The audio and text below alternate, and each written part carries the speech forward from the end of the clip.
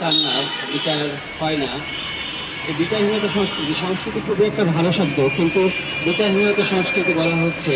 আসলে এটা বিচারহীনতা কোনো সংস্কৃতি হওয়ার কথা না, এটাই সবচেয়ে বড় অপসংস্কৃতি হওয়ার কথা।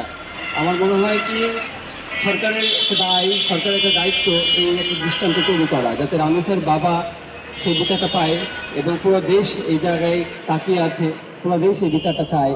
এবং আমরা বারবার দেখেছি কি হচ্ছে, রায় হয় কিন্তু রায় কার্যকর হয় না।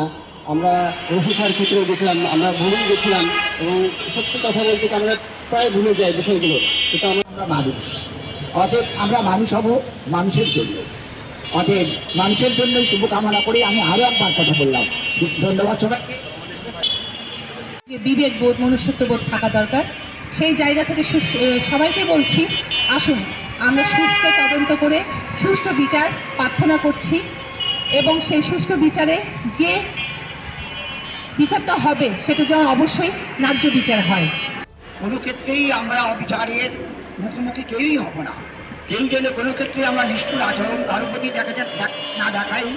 আমরা যেন পরস্পরের সাথী হই, পরস্পরের বিপদে, পরস্পরের যে কোনো অবস্থার জন্য যেন আমরা পাশে থাকি এবং আমরা একে অপরের জন্য সেবা করে যাই। মানুষ সৃষ্টির সেরা।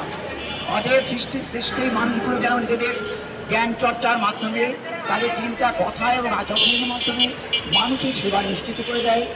আজকে সারা পৃথিবীতে 800 কোটি মানুষ, 800 কোটি মানুষের কাছে যেন দৃষ্টান্ত হয় দাঁড়াতে পারি আমরা বাংলাদেশের 18 কোটি মানুষ, যে আমরা মানুষকে ভালোবাসি। অত্যন্ত দুর্বল এই বিচার ব্যবস্থা এবং দীর্ঘস্থিতিটা। তবে বিচার ব্যবস্থা বিভিন্ন স্তর, এই বিভিন্ন স্তরে একটি ঘটনাও অপরাধীদের শাস্তি নিশ্চিত করে। অপরাধীরা অধিকাংশ ক্ষেত্রেই মুক্তি পেয়ে যায় কোনো না কোনো ক্ষেত্রে, যার কারণে ফলশ্রুতিতে অন্যায়কারীরা আবার অন্যায় হয়ে যায়। পুনরায় এটাকে ধরেই নেয় যে এইগুলো অপরাধী যেন শাস্তিযোগ্য অপরাধ হয়।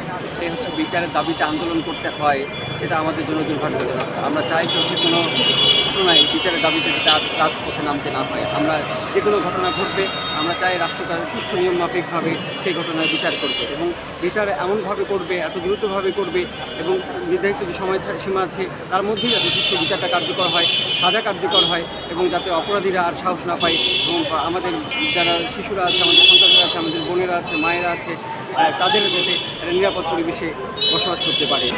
এ থেকে বোঝা যায় যে ধর্ষণকারী তার সঙ্গে পশুর কোনো পার্থক্য নেই।